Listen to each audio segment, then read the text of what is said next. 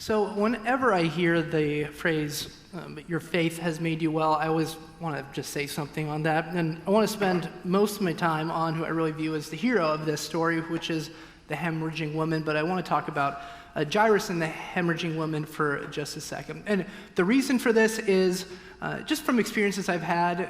I look and I see people in difficult situations. When I was a chaplain intern at Children's Hospital Los Angeles and other times, when people are having awful things happen to them, they ask themselves, what did I do for God to do this to me? Or, even worse, what did I do to have God do this to somebody that I love, to my child? And this story, even though it says your faith has made you well, which people might take to say if you have the right faith, if you do the right thing, nothing bad's going to happen to you. This actually talks about both somebody with faith and showing not a lot of faith, both experiencing God's love and healing in the story. So we have the hemorrhaging woman, who I'll get into a lot more, shows incredible courage and faith in Jesus Christ, and she gets healed. And then we have Jairus, who, when Jesus comes to his house, he laughs at Jesus. And Jesus still heals Jairus' daughter.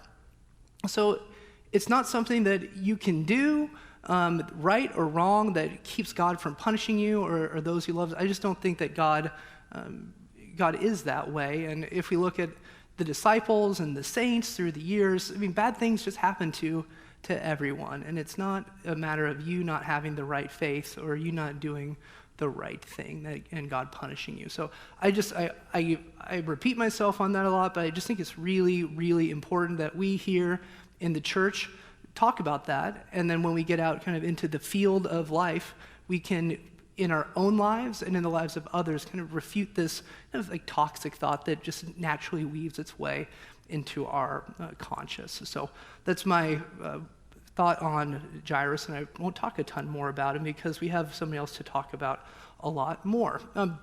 Right now we're in a sermon series called The Christ Pattern Life. We're talking about traits of people who really pattern themselves off of Christ. They're pattern their lives around Christ and what it takes.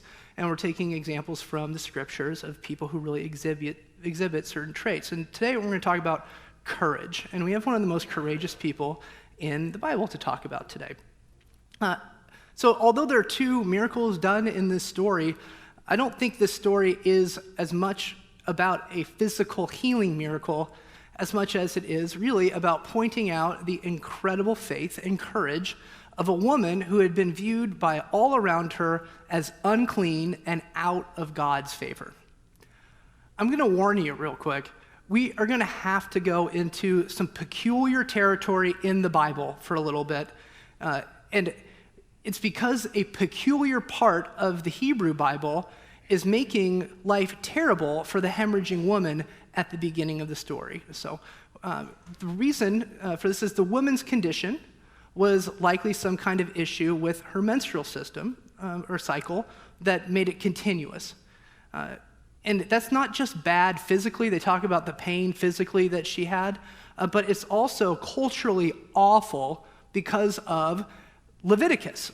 And so I'm going to read this passage from Leviticus that is awkward because I think we should know what she had to deal with.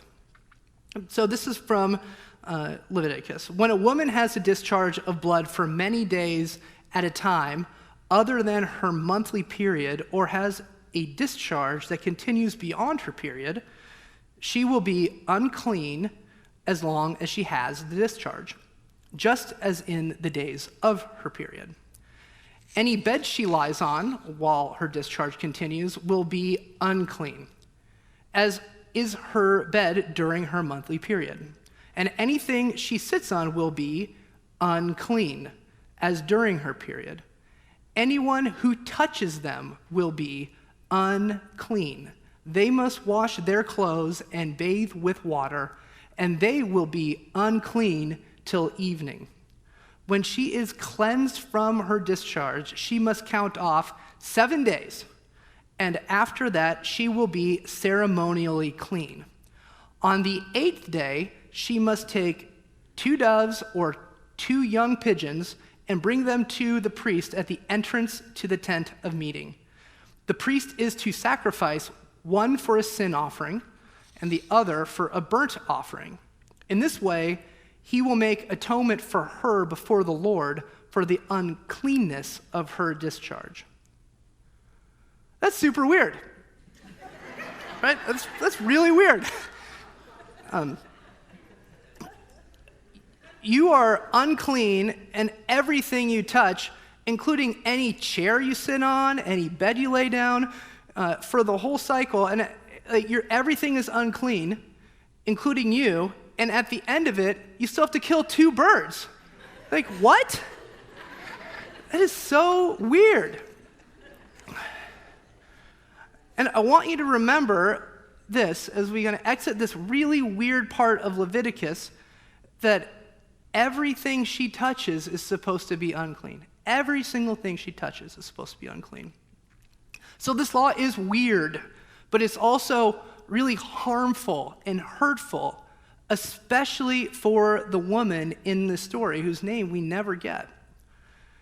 She is unclean, untouched, and casted out for 12 years. That's a really long time. And society would have told the woman that by law, she was unclean, she was cursed, she was not worthy, she'd done something to be out of favor with God, and she deserved to be where she was. And the terrible thing about being told that you are bad or unclean or unworthy continuously is after a while, you're likely to start believing it. This law is, yes, weird, but it is also cruel. And she tried everything she could. She spent all of her money on doctors who couldn't heal her, probably some people who scammed her out of money. I mean, think about what it would be like to not be touched or even dare to touch anybody for fear of retribution for 12 years. I think it would have been easy to give up hope. And you know what? Maybe she did at times. But the thing is, she hears that Jesus was coming to town. So first, in the story, we find Jesus in the midst of a huge crowd. And Jairus, who is the head of the synagogue, a man beyond repute, a holy man, is begging Jesus to help his sick daughter. And at this point, Jesus, even though Jairus kind of knows that Jesus can heal people, I guess the word was out, Jesus was still in what I would call in the Gospel of Mark, undercover boss mode. Like every time he heals somebody, if you read through Mark, up to this point, he says, don't tell anybody about it. He even says that after he heals Jairus' daughter, he makes him swear not to tell anybody about it. He is, in this time, concealing his divinity, his true self, and just kind of going around as a teacher. But the word had gone out about the healing. But he never makes public pronouncements that he heals people or makes a show of it. It's just not what Jesus does. So the woman, she sees Jesus after 12 years of being cursed and set aside, and something about him makes her believe. And something about her gives her the courage to act on that belief. She says, if I but touch his clothes, I will be made well. And when I was reading through her story, I was actually thinking about a poem that Suzanne and I had read at our wedding, and we kind of came to early on when we were dating. And there's one part of it which was really confusing for me at first, but actually became one of the more powerful parts of the poem. And I'll say it and then I'll explain what it means in a moment. But it says, I want to know if you can disappoint another to be true to yourself. If you can bear the accusation of betrayal and not betray your own soul. If you can be faithless and therefore trustworthy.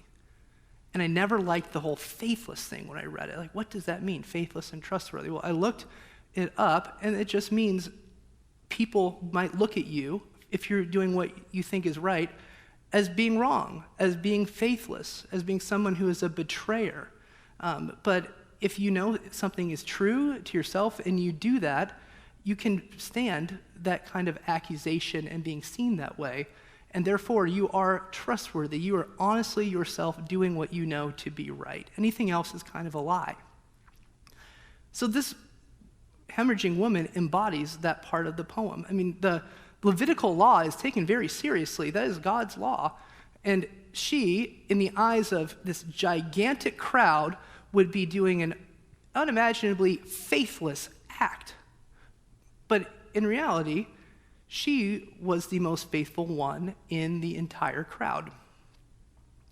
She went out on a limb, doing what she knew was right, what she knew in herself she believed to be true. She touched Jesus, and she is healed. And I think it's funny that Jesus in the story is portrayed as somebody who feels this power come out of him and kind of plays dumb and says, who in the world did that? Because when we describe God, a lot of people will say words like omnipotent, all-knowing. And Jesus is God walking among us on earth. Emmanuel, God with us. So Jesus had to know exactly who touched him and why he had been touched. But he screams out loudly in a large crowd so that all could hear, and he screams out something that he doesn't admit publicly ever, which is, some power went out of me. Something came out of me, and I think it did something to somebody. And he asks, who did this? The woman who is trustworthy comes up to him and nervously confesses that it was her, publicly, loudly, in this large crowd. You think about how loud it would have to be for them to, they'd have to be talking to be able to have a conversation in a crowd that was big, that was moving towards somebody's house whose daughter was dying in the moment. They had to be very public and loud about this. And when she confesses what had happened, everybody in the town would know who she was. She had touched Jesus when she was unclean. She confessed breaking the law, but she also confessed that by law, she would have had made Jesus unclean in that moment. So, I mean, she hadn't waited 7 days. She hadn't killed any birds. By law, Jesus is supposed to be made unclean in that moment. I'll say this, nobody questions Jesus' cleanliness in that moment. It's probably because he's a man. He didn't have to worry about that as much as the woman did. But I keep wondering, why did Jesus do all this? Why didn't Jesus just take the easy way, the way that he would generally go with, which is a secretive way, let the woman be healed? She'd feel good. She'd be able to go back, wait her 7 days, kill her 2 birds, get on with her life.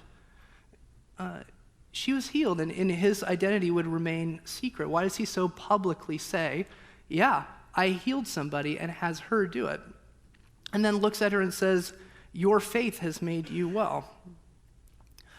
I think that he does that because he wanted everybody to know who the faithful, courageous person in that big crowd was. He's walking next to the head of the synagogue, but the person who showed true faith and courage is this hemorrhaging woman who had been out away from society, cast away and scorned for 12 years.